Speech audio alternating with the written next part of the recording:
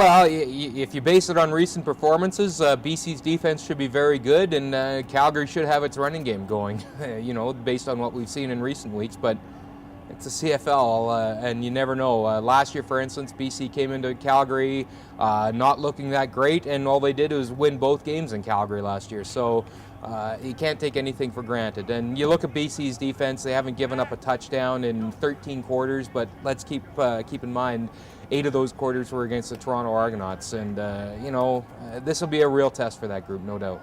Who should we be looking at? Well, Calgary's defense is going to have some changes. There's no question about that. Juwan Simpson gets back in the lineup after missing 5 of the last 6 games with a knee injury. That's a real plus for the Stampeders, especially considering Robert McCune, his replacement, is out with a knee injury. But on the other hand, Charleston Hughes looks like he's going to sit out with a shoulder problem at defensive end. He's the team leader in sacks, and it's looking like Kevin Dixon is going to get a chunk of playing time at that spot at defensive end. And he's been a real impressive rookie on the defensive line. Both he and Torrey Davis have really come on strong of late, and that's a good thing for the Stamps because they needed some guys to step up in the absence of Tom Johnson this year, and those two certainly have. And I'm really looking forward as well to see the debut of Brian Bulkey on the defensive line for the Stamps. Just signed last week as a rookie out of Stanford, and he's going to get some playing time pretty immediately as well. You talked about the running game.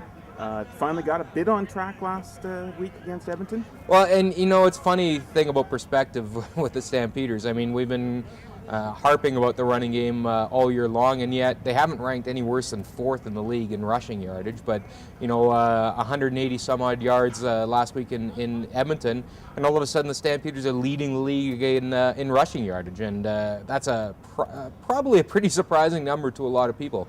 But, I mean, last week established, again, the fact that if you've got a solid running game and a balanced offense, good things happen. And there's no question that played a role in an impressive win in Edmonton. Is this a case of we really don't know what BC Lions we're going to see?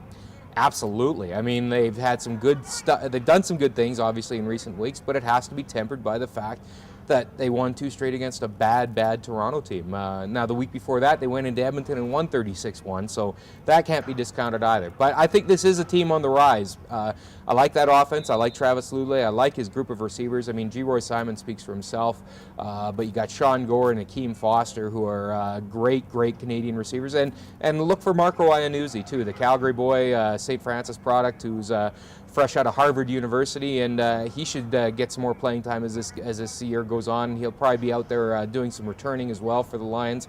That's a good young offense. I like the looks of it. This looks like a good test for the Stampeders.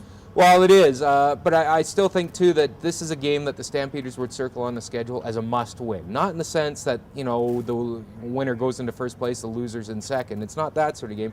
These are the games you have to win. You have to win games against the lower teams in the standings in order to kind of build up that capital for the tougher games down the schedule. And not to say that BC won't be a tough game, but on paper, talent for talent, Calgary's a better team. They just are, and they have to win games like this.